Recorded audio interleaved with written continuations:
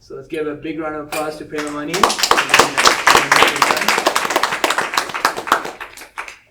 So how's everybody doing today? Great. Peaceful? Meditative? Chill? It's too hot? Anybody too hot? We'll lower the AC? Okay. So thank you everybody for coming to tonight's Tuesday program. If this is your first time here, we have these programs every Tuesday. It's kind of a intimate get-together. One word that we like to use here is called Sangha. Sangha means kind of get-together among like-minded individuals. And everybody's like-minded and very nice here. So we get together every Tuesday and we kind of discuss kind of these topics that you don't hear about very much kind of on like a regular basis. Hey, it's Isaiah. Hey, how you doing? So tonight's topic is about psychology. Anybody interested in psychology? Anybody do some research in psychology and about the mind? You know, sometimes in one of the ancient books called the Bhagavad Gita, the Bhagavad Gita says that the mind can be the best of friends or the worst of enemies. So who wants their mind to be the worst of enemies? Anybody want to be the best friend? Yes. So today we have a special speaker. He's just visiting us for a couple days, and he's been here for a while. His name is Gaurasundar. Can everybody say Gaura? Gaura. Sundar. Sundar. Prabhu. Prabhu. So this is Gaurasundar Prabhu, and he's a monk visiting, and he's originally from Ukraine. But now he spends most of his time in a little town 3 hours outside of Delhi called Vrindavan, and he's come here and he's giving a lot of talks here in New York, and we're really very blessed to have his association. And so let's give a big round of applause to Gaurasundar.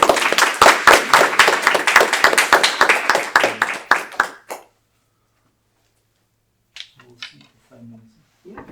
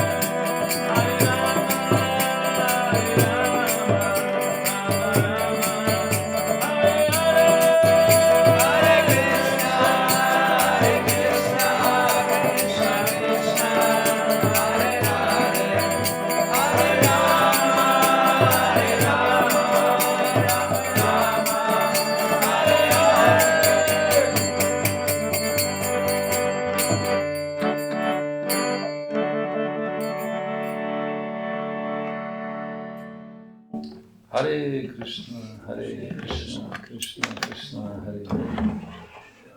Hare Ram, Ram Ram, Hare Hare. Hare Krishna to everyone.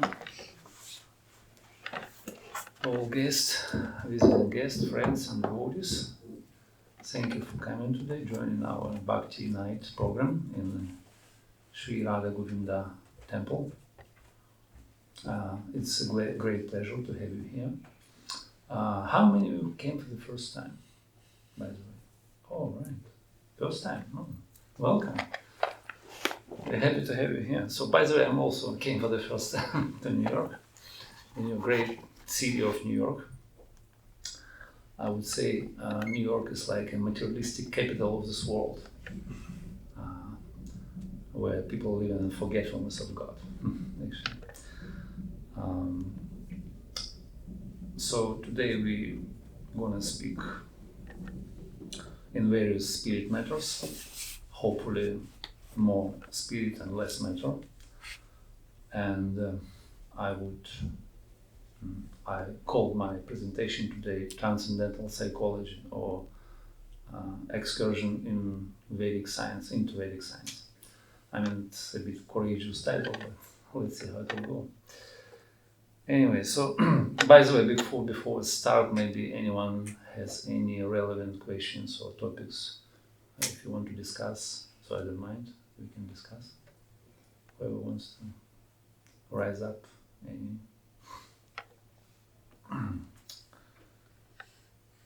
Okay, so transcendental psychology. To address this topic, I would like to go for.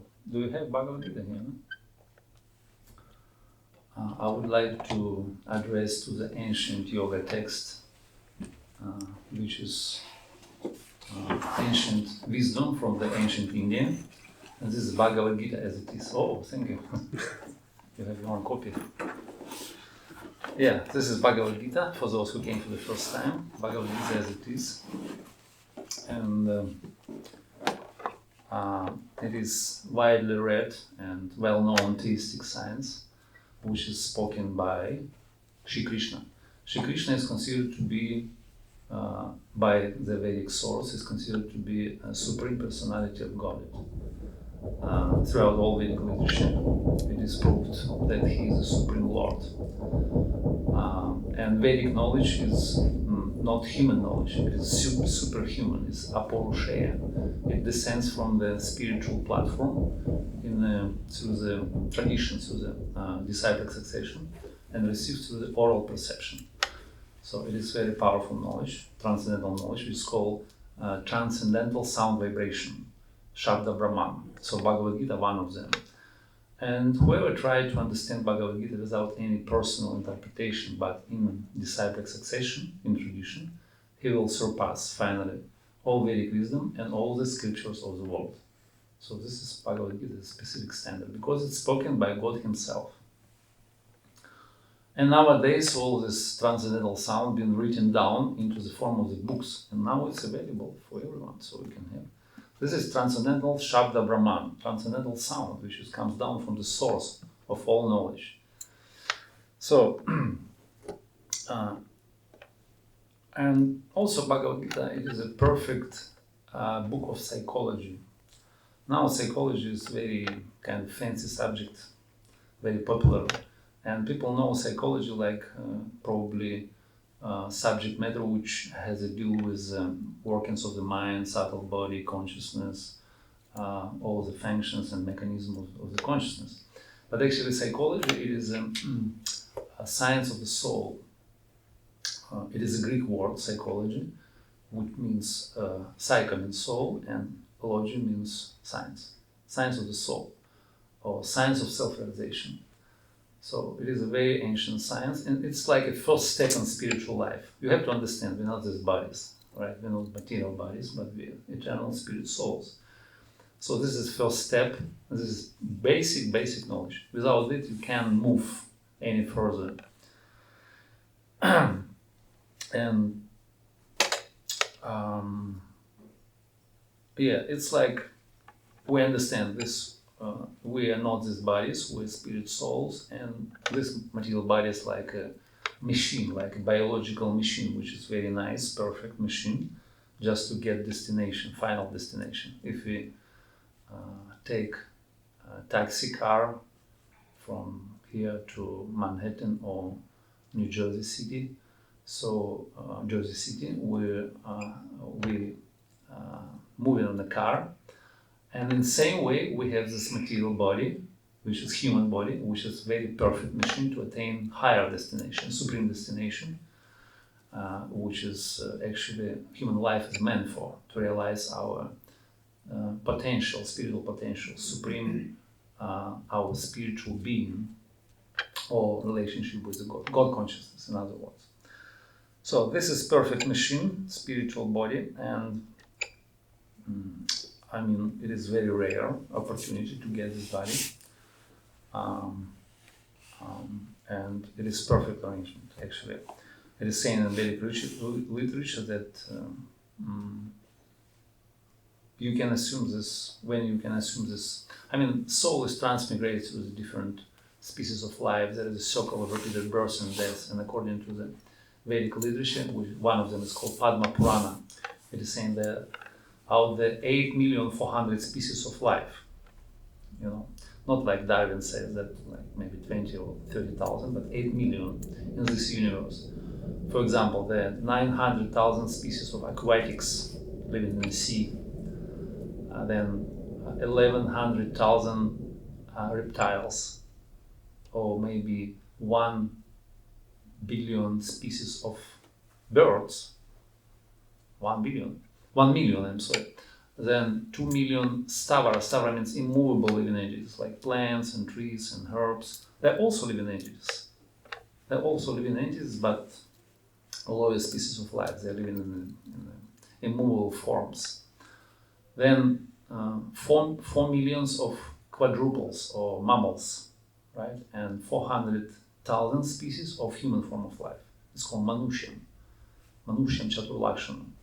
400,000 species. So our human race is only one out of those. We live on the earth, and this is one race, one human race, one human species. So this human species of life is very precious gift and very perfect machine, biological machine, how to attain higher supreme destination, supreme goal of life, and elevate our consciousness to the spiritual platform, where there is eternal life, full of knowledge and unending bliss. So this form of life is very good, and you see how many living entities around. Like for example, we have 8 billion humans on the Earth. It's population, right? But if you're going to take a shower, it's scientific fact that you washed away from your body 8 billion, same number of living entities like population of the Earth. So you're killing 8 billion species, 8 billion of different germs on small microbes. They're also living entities, they're spirit souls. So many spirit souls, they're living everywhere, in all material elements, in fire, and air, and earth, everywhere. But human form of life is very rare opportunity. Why? Because it's meant for self-realization. So you can engage your extra energy, which is given in this form of life, to realize supreme consciousness, right? God consciousness. So my English is not really good. It's okay. It's understandable. So you can understand me, right? Okay. So we take birth in human body, and then we're looking around, we see different living entities living in New York City, so many humans, and I think they're not really aware about this opportunity, that they got very rare opportunity. They enter into the human form of life, and probably they're just spending their life wasting just by doing nonsense, like smoking cannabis or playing guitar in public parks, or I don't know, just loitering around in New York, doing nothing, just watching TV, whatever. Yeah? They're just wasting their life. chasing after illusory mirages of this world. And in Bhagavad Gita, Krishna said, he gives statistics, people those who engage in the science of self-realization. He said, Manushyanam sahasrishut kinchitas yatati siddhaye yatatamati siddhanam kinchit mameti tatvataha. So this is Sanskrit. Sanskrit, it is ancient language of the Vedas. I'm just speaking Sanskrit just to make you sure that I'm not cheating you. So I'm getting from the right source and giving you right knowledge. So Krishna said, out of many thousands of men, among the men, one may endeavor for perfection, and those who have achieved perfection, hardly one knows me in truth. So out of many, Manushyanam Sahasra, many thousands of men, maybe one takes for perfection. And out of many perfected souls, hardly one knows me, Krishna said. So, and human life is like a crossroad, when you go into the crossroad junction, there are 4 directions, different directions. So, same way, in the human form of life, they have opportunity to go in any direction. I mean, you can get broad spectrum on different opportunities or options to get and to achieve finally. But mainly there are 4 directions. Like one is going up, another one going down, another one is just spinning around in the same place, and fourth one you just get out from this matrix, just game's over, you're just going out from this kind of game, which is material life, from the circle of repeated birth and death. So you have this opportunity in the human form of life. So you can choose for yourself, because human form gives you a wide range of, or giving you opportunity how to change your destiny, how to change your corridors of karma, how to shift your paradigm, because in all other different species, you can change your life. You just have to suffer or enjoy according to your past deeds. It's called karma, right? Every action has an equal and opposite reaction. But in human form of life, you can change, you can transform, you can choose whatever you like, all different destinations.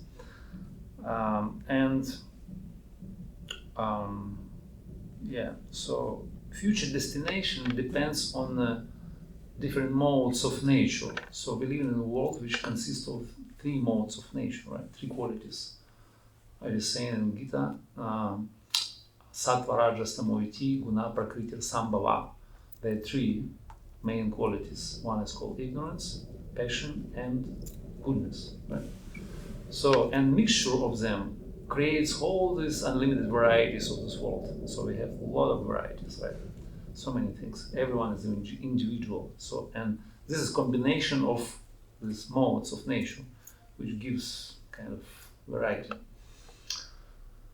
So, according to this influence of different qualities or modes of nature, we choosing different destinations in our life. For example, if some person influenced by the mode of ignorance, so he may drink some strong liquor or smoke some cigarettes and taking drugs, watch some porno, and finally he become lazy, become sleepy, mad, crazy. So finally he degrades, and he goes down. This is one direction. I explain you the 4 directions, crossroad of human life. So he goes down to the lowest species of life, or to the hellish condition of life, finally. So another one who may be under the influence of mode of passion, he just racing around after the fruits of his work. He wants to get money, prestige, become some adoration, some, become influential person in the society, buy expensive apartments in Manhattan, something like that. So this is under the influence of Rajagun or passion. Such a person, he continues spinning around. He keeps spinning in this same place, which is planet Earth or human form of life. But maybe he further degrades to the lower position in society, like maybe take birth in the next life in somewhere in Ukraine or Somali, something like that, like third world countries, because he wasting his opportunity. He abuses his opportunity to get kind of what is called to the self-realization. Another man may be influenced by sattva or goodness, another quality of material nature, and naturally he inclined to the knowledge, to self control, to control of the senses, living peaceful life, simple life, high thinking, like looking for some answers for his questions, and become inquisitive, and so on and so forth. So he also created different qualities like humility and politeness and morality and so on. And naturally he elevates to the higher planets. He goes up. So that's called heaven, planet of heavenly denizens, or maybe planets of yogis or sages and so on. So in Vedic literature explain the different planetary systems, like 14 planetary systems in our universe. So we live in the middle portion, in middle position. 7 down, 7 up. So we're in the middle. Yeah. And number 4, direction. Try to explain for you. So when one influenced by that, it's called Shuddha Sattva. Shuddha Sattva means pure, what is called? Uncontaminated goodness. Shuddha Sattva. It's transcendental, it's not a material quality. So one becomes devotee of the Lord. So he probably adopt spiritual life, adopt garb of renunciation. Maybe it's not necessary, but he can chant holy name and he can worship Supreme Lord in different ways. So he reading scriptures, holy scriptures. So he become like this, develop his relationship with God. So this is influence of Shuddha Sattva. And finally, such a person, he will attain supreme destination. He will come back to the spiritual world. And Krishna promised it in Bhagavad Gita. He said, whoever attain my abode, supreme destination, he never returns to this miserable world. Yad gatva nivartante tad dhamma paramam mama. This saying in Sanskrit. So, never return into this place, in this material world, which is called sometimes Dukhalayam Ashashvatam. Dukhalayam means abode of miseries, right? Anyway, so Krishna promised us one lifetime of hard work and then eternal vacation. It's a good deal, right? Anyway, so Bhagavad Gita is a perfect psychology book. And like Sri Krishna, he makes a deep psychological analysis of different kinds of persons, those who live in this material world and those who are under influence of different qualities of material nature. So there are various groups, he classified in various groups those people. So for example, he explained who are atheists, immoral atheist, then maybe theist, pseudo-theist or moral theist, then demigod worshippers, nature worshippers, impersonalists, and so on. So many different classes of men. So Krishna explained them, classified them in different groups. And so he probably covered all possible psychological types of people. And much broader than modern psychology science. Why so many different mentalities, so many different mindsets in this material world? because it also explained in Bhagavad Gita, Krishna said, Daivihesha gunamaya mama maya duratya, because this is my divine energy, which consists of three modes, we said, there's three qualities of nature, which influence upon all living entities. So we have a different combination of the modes of nature, and according to that, we're choosing different ways, and we are realizing our life in different lifestyles and things. And this divine energy is difficult to overcome, Krishna said, Mama Maya Duratya. But those who have surrendered unto me, he will easily cross beyond it. So in general, Krishna explained again, so in human society, we have two groups of people. Whole human society we can divide on two big camps. One is called pious or moral people, those who are doing good things or did good things in the past, done. And some of the people, for example, the immoral, the sinful miscreants, like different kind of rascals. So in Sanskrit they call dushkritino and sukritino. Dushkriti means sin, and sukriti means pious credits, which we accumulated in the past. So this is two groups of people, and according to their past, they have certain understanding of life, and they choose in different ways how to realize their desires in this material world. And for example, most of the people in this age, in present time is called Kali Yuga. Kali Yuga, right?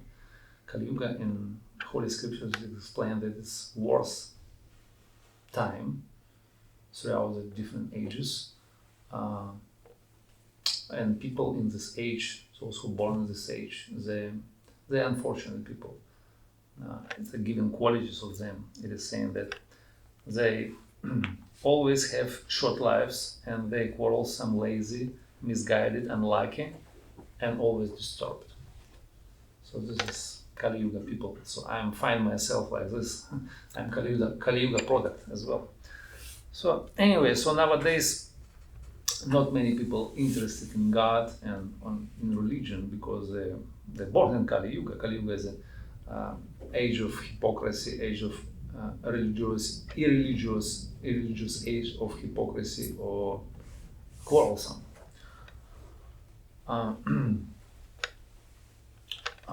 And because people in this age not really good people, not really pious and virtuous, they never approach God, they never address to God to resolve the problems of life, to get something from what they need.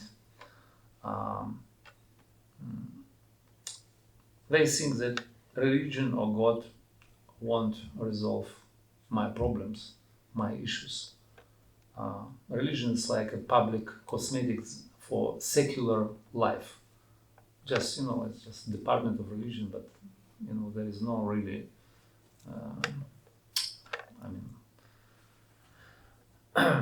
in contrary, those people who sukritina, the pious people, the moral people, those who regularly go into church or mosque or temple and pray to God to, to get solution for their problems of life, that they consider to be moral people, they're good people.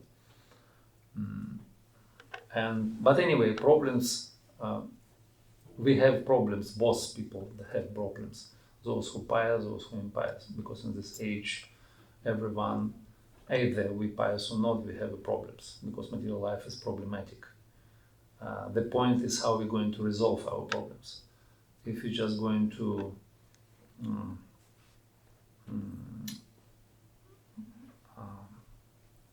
just try our own useless attempts to seek for, or we just want to seek for higher help from the source of everything.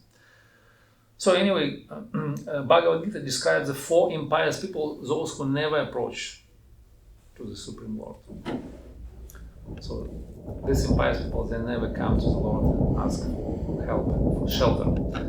These are four. So it is described in Bhagavad Gita. I give you Sanskrit first. Krishna said, Namam Dushkritina Mudha Prapadyanti Naradharma Maya Pahritagyana Asuram Bhavam Ashitam. So he said 4 kinds of people, those who never approach the Supreme Lord. So obviously you come here because you're a pious person, and normally you belong to this to another category, which are considered to be pious people, and they're looking for God, looking for solution in their life just by addressing God in prayers. Okay, so there's 4 different persons, those who never approach to the Lord, and first one is called just grossly foolish people, just fools. Then another kind, lowest among the mankind. Then those who knowledge stolen by illusion, and another one is atheistic people, those who partake in atheistic nature of demons, those who are inimical or envious or atheistic. Yeah. They not surrender to Krishna, never.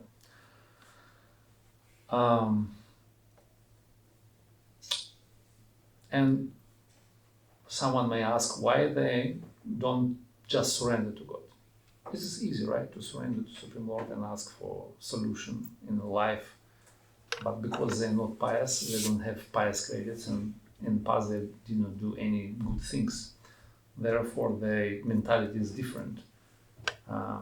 They never surrender to God, but instead they surrender to themselves, to their ego, right?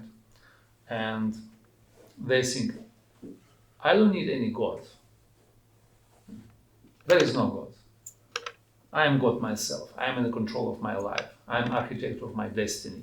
Like that. There's thinking like this. And first one, this first, which Krishna describes in Bhagavad Gita, is called Mudha. Mudha in Sanskrit means foolish animal, hard working ass. So those people who work hard and just want to enjoy. They don't need any God. They just want to enjoy, work hard, play hard, get whatever they like, and they think life is meant for enjoyment. There is no any higher purpose. They're very grossly foolish people. Therefore, they're doing their own things and they don't care about God. So they just want to eat, sleep, mating, defending, sex, drugs, rock and roll, and something like that. So this first class of people, they never surrender to God. And second is called Naradhamas. Naradhamas, those who lowest among the mankind. Why? Because they impose themselves like religious people, so-called secular people, and sometimes they go into church or any other religious institution, but they not really surrender to God. They don't even believe to God. And they take religion like a social cosmetics for secular life, just to sweep the different issues and problems under the carpet. They just use religion for this purpose. They don't believe really in God. That's why they call Naradhamas, or lowest among the men. So third one is called Maya Pahrita Jnana, those who knowledge stolen by illusion. Some of the people in this world, they're very intelligent. They're great thinkers and philosophers, right?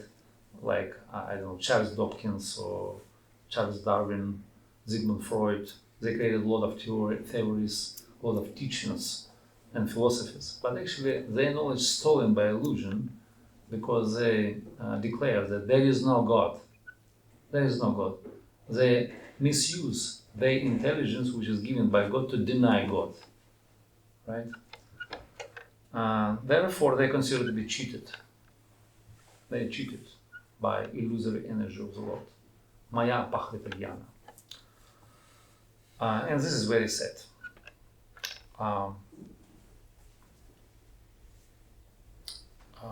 Because the rational mind, they never accept that why world is unjust, or why do bad things happen to good people, why good innocent people dying, why old men are suffering in this world. So they can accept because they have this material rationalism, they can understand, they can figure out. Therefore, they proclaim there is no God. Or, I don't know, they're saying there is no God. If there is a God, he won't come down here. Or if he will come down, I will kill him and I'll become God. Like that. So anyway, they never surrendered. They surrendered to their own illusion. And number 4 group of people, those who they're called Asuram Bhavam Ashitam. Asura means demoniac nature. Bhava means nature. So they partake in atheistic nature of demons. Or different people, those who are atheistic by nature, demoniac and inimical or envious to God or to religion, right? But I don't see many people like this, like that here. Here, very good people, friendly, and like open-minded. Most of such people, they live in another side of the world, like Ukraine, Russia, something like that. So this is 4 kinds of people I told you. So now 4 groups of people, those who always take shelter of God. 4 other types of people. Is it okay? I'll tell you. Yeah, it's interesting. Is right? So Krishna explained there are 4 types of righteous or pious people: those who godly and moral, and he said, Chatur vidhi bhajante ma gyanoshtu kritin arjuna arto jigyasur artathi gyanicha bhartashaba. So this is Sanskrit. There are 4 types of people. You can analyze yourself. Maybe you can belong to some of the groups, some of the categories, because you came here. I mean, you came to the right place, to the right time, to the right people. So maybe you can make some analysis. What kind of group you belong in? What is your motivation to come here, right? So one is called Arti. Arti means those who in distressed condition of life. They're suffering, distressed, oppressed, depressed, suppressed, whatever, grief-stricken. So all these people who are suffering in this world. So many suffering people. According to Google, every day people go into depression, like 300 million people suffering out of depression. I think even more, but according to Google. So we accept Google like authoritative source.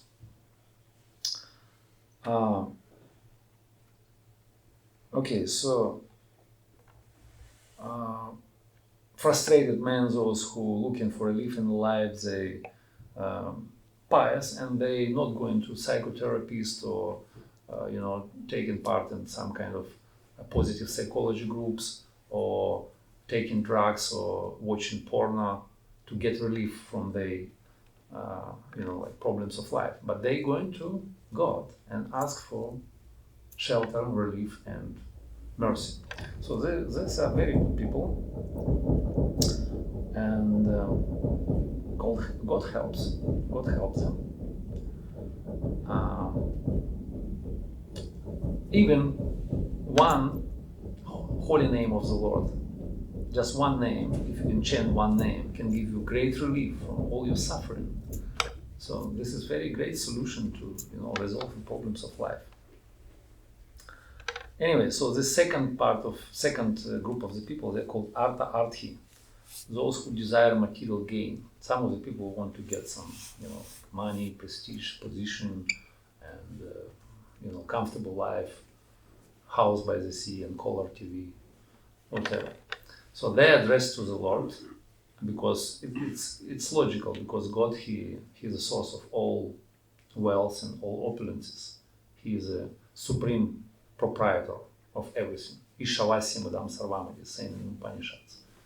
So He got everything and He can give you, right?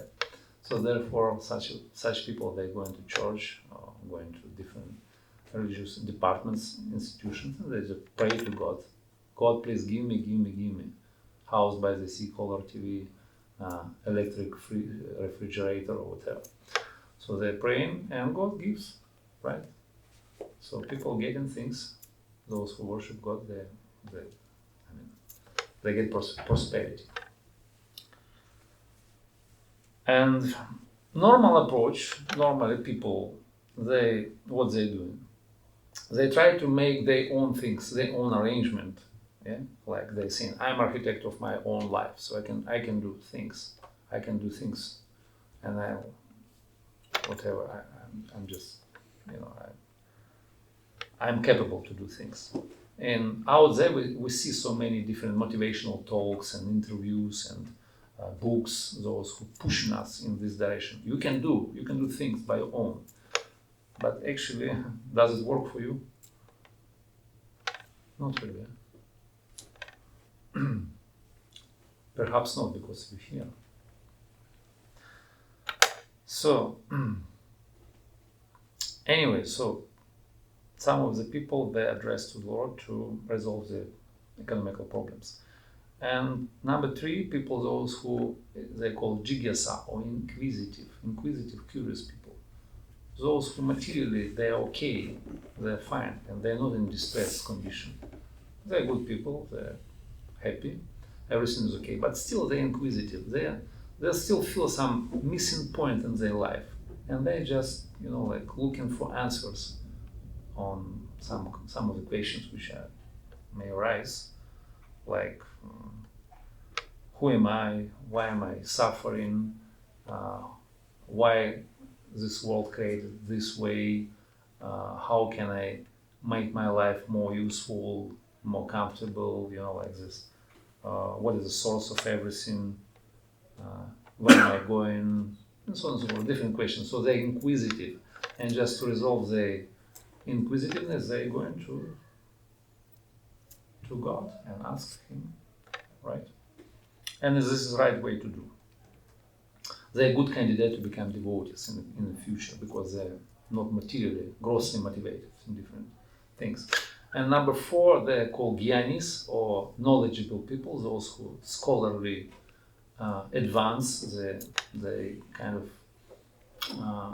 real seekers, those who seeking for absolute truth, not relative truth like, I don't know, physics or cyber technologies and so on and so forth, but they're searching for absolute truth. So they want to know exactly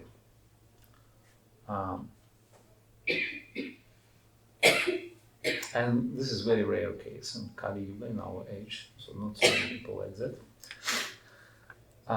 Most of the people, they're in distressed condition, or they're looking for wealth. So anyway,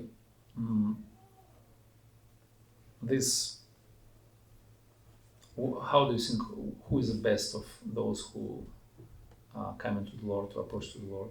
Those fortunate out of the 4, who is the best?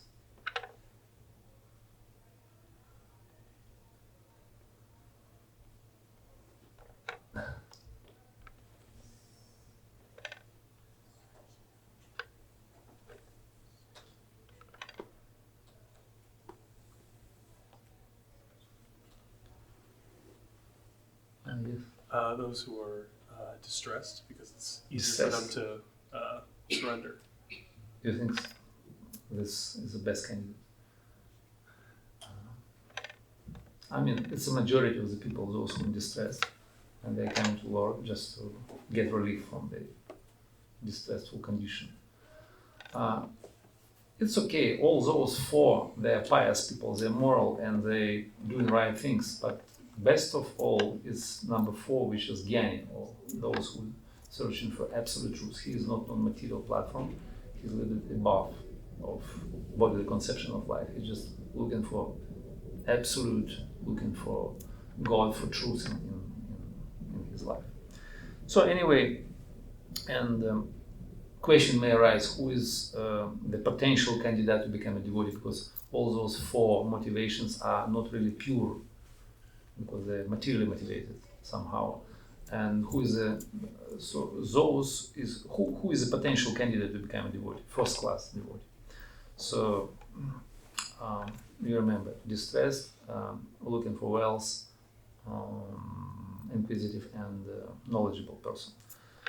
And it is explained that anyone can be devotee, anyone can become finally devotee, because all of us, we are eternally by our inherited nature. We're eternal spirit souls, we're eternal servants of God. And potentially with all of us, we're meant for service to the Lord.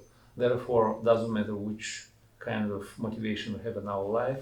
Finally, anyone can be devotee. Even those who never approach to the Lord, they have a chance to meet devotees and finally will be converted into the devotees. Maybe one person, he is not eligible candidate. Those who are Suram Bhava Mashitam, those who are demoniac. In present condition, he does not, he cannot render loving devotional service because he is envious. He is a demonic and inimical towards God. But all other divinities, they actually potential candidates to become devotees. So therefore, there are different psychological types of people in this world, but still anyone can be devotee of the Lord. So I'm just wrap up my little presentation, say that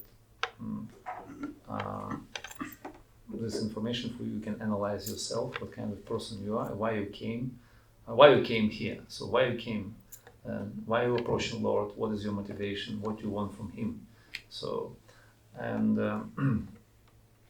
what you're looking for, and what is your motivation. So,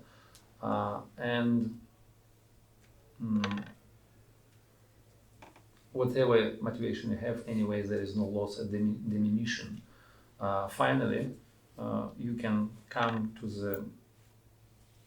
you can surpass any material motivation, and you can purify your consciousness and get some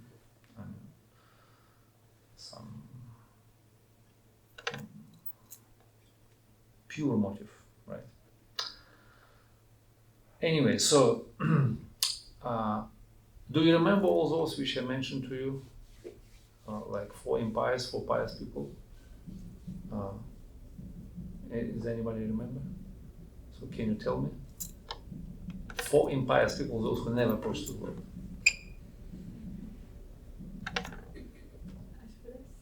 Huh? Asuras, yes, demonic people, they never approach. Then grossly foolish, those who like to work and they just surrender to their ego, right? They just want to enjoy. Right? That's called mutas. And atheists, yeah, we mentioned them, it's like asuras. Then those who knowledge stolen by illusion, maya pahrita jnana, and one is called naradhama, or lowest among the mankind. Those who pretending like they're religious, but they are actually hypocrites. So this 4 never approach, and 4 those who come into the Lord just to get His mercy. Tell me, please, what are the 4? Inquisitive. Suffering. Those who suffer. Gems. What is it? Gems. Gyanis, those who knowledgeable. And one more. Seekers for truth. Yeah?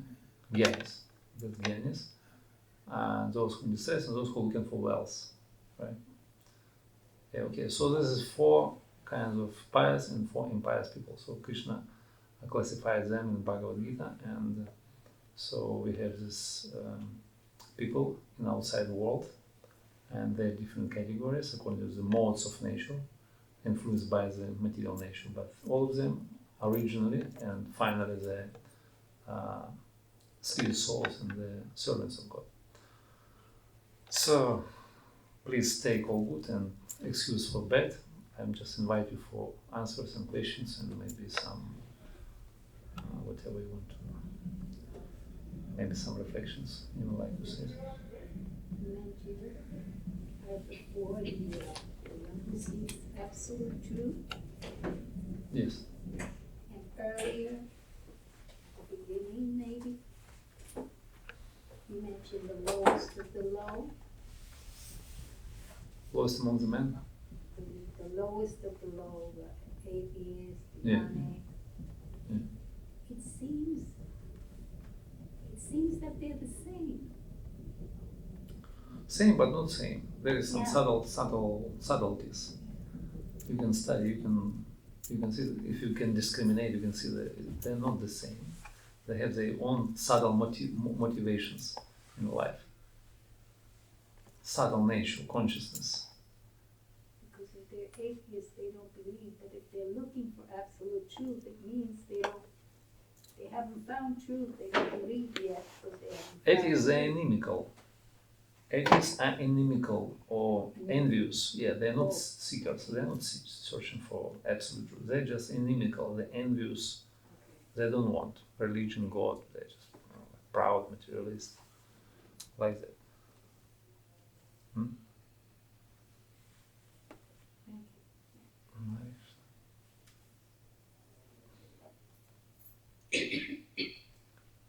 Anyone has any questions? Or maybe you want to ask anything like out of this topic, something else? Please come forward. Don't hesitate. Yes. I have this ongoing question. Yes. About why the few of us that are here in the material world, what did we do to be here? Why us? There's still those who are in the spiritual world that they're not here. What makes us so special in a way that we came here? What makes What us? were we thinking? What is it? Why? How did we end up here and get caught? End up here? Because we have a free will. We have independence. Independence is a feature of love. So if you would not have it, you like become a machine, like dead matter. But you're a conscious being, you essential living being. Therefore, you have this choice, independent choice, free will. You can choose whatever you like. So and basically you have two different options: to be with God or to be without God. So without God means stay in illusion, stay in Maya, in external energy. So in the past we done our own choice, we got our own choice, and we turned into the material world. So now we're here we are in material realm, and after a long time, so we realized that it's not a comfortable place to be. Now we're making arrangement to go back home, back to God. So, and again, so you have your choice, you know. So this is free will. So Lord never denies your free will. He always acknowledges it.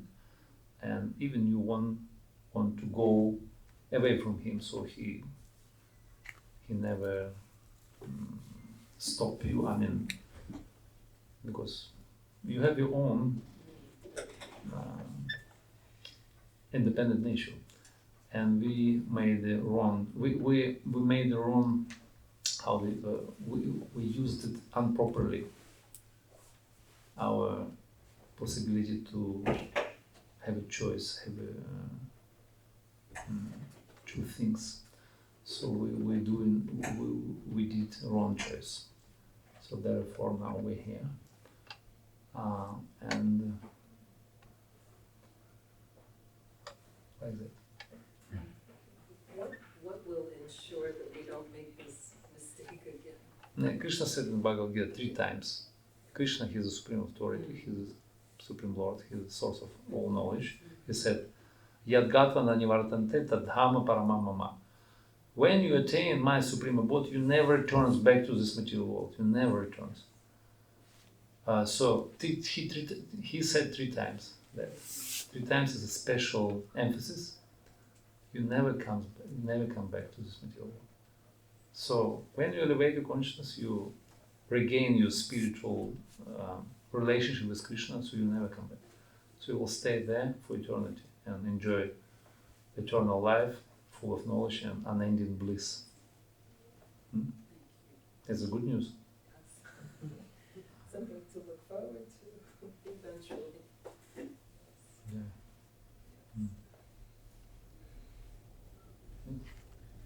May I ask, were you born in a devotee family, or what inspired your spiritual journey? A certain book, or you checked out a temple? I'm born in atheistic family, and I born in past Soviet Union, and then I moved to Ukraine. Ukraine is one of the province of past Soviet Union country, and it is a communist country, atheistic. I born in a family of military officer and dentist. My mother, she was a dentist, so they materialist. So I born, and first time I came to the church, Russian Orthodox Church, when I was 20 years old. It's very late, you see. Anyway, so I picked it up, and gradually, so I came to the platform. I mean, to my life, which is practicing spiritual. Yeah, so like that. I'm from atheistic background actually, but you see, everything is possible. So even atheists, they gradually become devotees. So Krishna promised, so everyone, because we are by nature we are spirit souls, we are eternal servants of God. So that's our inherited nature. But to be atheist is unnatural. It is bewilderment. It's great delusion.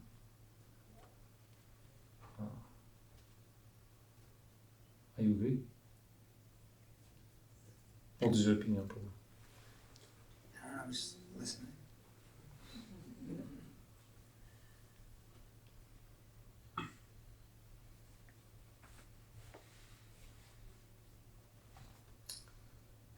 Any other questions? Those who came for the first time, maybe this was a difficult problem to tolerate me.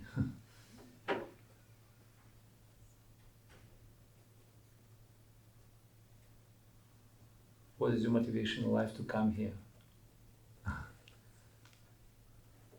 Yes. I have a question. A little earlier, you mentioned like where we are on Earth here. There's 7 above, 7 below, and then is heaven? Heaven is still in the material realm. Yeah. Wow. So that would mean that Heaven is not permanent solution. Yeah, it's just a place which is a good, comfortable material atmosphere where you can enjoy your senses, but for a while. It's like you're going on Hawaii or Las Vegas, and you have money, you can spend them and you can enjoy it. But as soon as you finish, as soon as you consume everything, so you have to come back and work hard here in New York. So in the same place, you're going to heaven.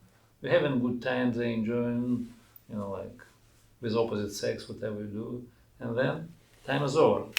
They ask you to leave. Please leave and go back to work here in material world, in the middle planetary systems, just to accumulate again your pious credits. Pious credits, they're temporary. You get things and then you can spend. It's like your bank account, but it's like subtle bank account. Spiritual, material, subtle bank account. You accumulate things and then you can just spend and you have a good time. But you have to come back all the time. But when you go to spiritual world, you never come back. Yadgatva nanivartante tadhama paramamama, Krishna said. You never come back. So this is your eternal credits. If you worship Krishna, every time you chant holy name, you bow down before Krishna, you do any worship to Krishna. So that's your eternal bank account, spiritual bank account. You never spend your assets. It's always there. You never lose it. So better to accumulate spiritual things than just, like temporary things. You just get something, then you lose it. So this is very important to understand. Because you have to make permanent solution for your life, for eternity. Temporary is, and you see, it's temporary position. Live in New York, next life, we don't know what the destination will get. So it's not secure. Material world is like a lot of unexpected things can happen. You're not in control. Yeah. And also, as you mentioned, being human, having this human birth is it's rare. It's very rare. Yeah. It's Manushyanam Sahasrasu. Out of 1,000, I mean, there are a lot of species of life, but like just handful of human forms of life. And on the earth, only one race. Only one. So it doesn't matter which color of the skin, or it doesn't matter. This is one race, human race, which is called Manushyam. So we got this form of life, and so we have to realize it. We have to use it properly. This form of life meant for two things: for self-realization and for self-preservation. Self-preservation means you have to take care of your body so that it can work nicely. Like you have to feed it and give rest and recreation and all things, just to keep moving to your higher destination, to the supreme spiritual platform. Go back home, back to Bhakti, in other words. So this is your body is meant for, not for anything else. If you just do some other things, we misuse this body. And we abuse opportunity to attain perfection. Then we will degrade. In the next life, we will go down in a circle of rotation in different species of life. So, therefore, we have to be responsible. What about people who have certain talents, artistic people achieve very high Position in materialistic society. musically, they achieve Yeah, Bach. yeah. Krishna said in Bhagavad Gita. What? You continue, please finish question. Are they in material life, even though they're such great artists? Is that material? Should they just That's give up- completely. Should they just give up all of that talent and just? That's totally material. There's a subtle material qualities which you can develop in your character. And Krishna said, "I am talent in the how he said in Bhagavad Gita. I am talent in human, something like that." And the ability. So this is Krishna manifest through our nature, manifest his spiritual qualities. I am talent in the human man, in the man. I am the ability. The ability. The ability, right. He said something like that. So therefore, it's given by God. It's a gift given by God, but it's also temporary. So it's for temporary. You can enjoy. You can impress others, but then you will lose it, because in material life everything has end, beginning, and end. So everything. It's not a spiritual. But it's okay to perform and to do that, wherever your talent is. It's okay to live it out, your talent, and still be devoted to Krishna. Yeah, definitely. You can dovetail it. You can dovetail your nature in service to God. So whatever you have, gifts of nature, talents, or whatever, you can dovetail it in a service to the Supreme Lord. And this is perfect. If you're playing nicely music or doing any other arts, you have abilities. So why you have to, just neglect it? So rather you use it for the service of the Lord, and it's like a perfect arrangement. You can serve nicely. You can dedicate your nature, your senses, your heart, and then God will be pleased, and finally you'll get mercy. And this is very good. So it's okay. So we'll stop here.